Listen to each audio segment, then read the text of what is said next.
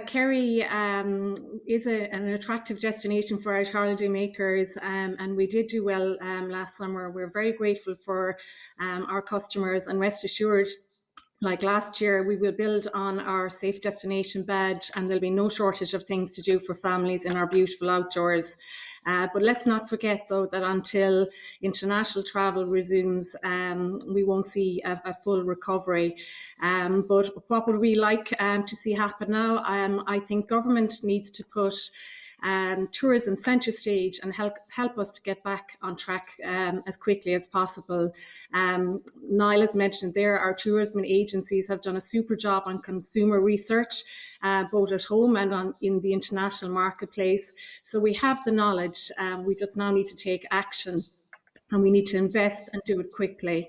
Outdoors, like activities like walking, hiking, biking have become increasingly popular during the COVID period. And the same can be said for food experiences. So we have the natural landscape.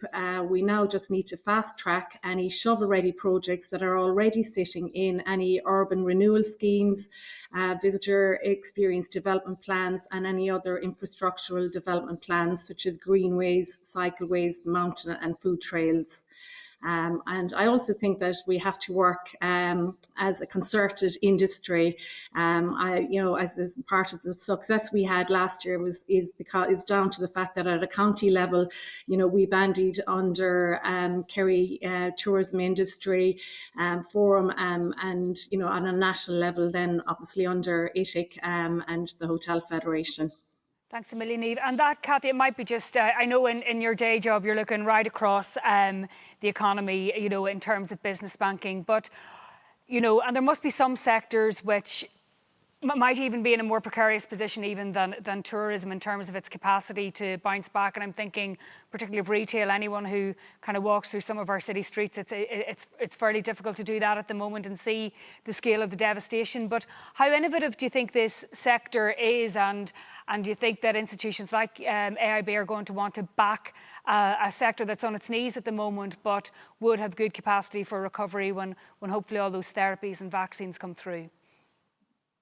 Yeah, so a couple of things there. Thanks, Daryl. First of all, the tourism sector may be only equalled by retail in its impact across our domestic portfolio. So undoubtedly, it's just been such a huge shock, as Niall and Paul has referred to earlier. I think the sector, though, like we're just have been, amazed and really heartened by how innovative the restaurateurs and the hoteliers and all of the sector has been in extremely difficult circumstances. I'm thinking of the move to outdoor, the click and collect, and I do feel that some of those are going to be long-term business, within the long-term business plan of restaurants going forward. So will be hopefully something that's retained. We are very supportive and optimistic on the recovery. So we believe firmly that Irish tourism is very strong, has great fundamentals, and that it will return and recover.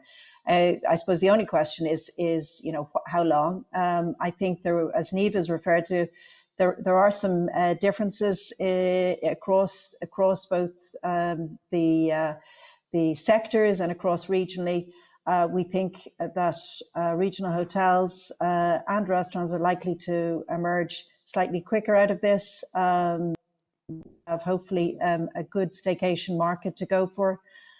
City hotels and restaurants have been more impacted, and particularly city hotels where there is typically actually they're the most resilient in a downturn because they have a natural throughput, but none of that has been there today. And going back to Mark's comments about Scotland as well, we do need international travel to come back. So, but overall, we're very optimistic on the sector.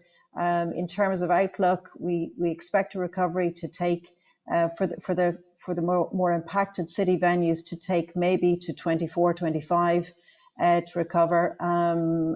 But we're very firmly of the view that this is a very strong industry and one that we're absolutely committed to supporting.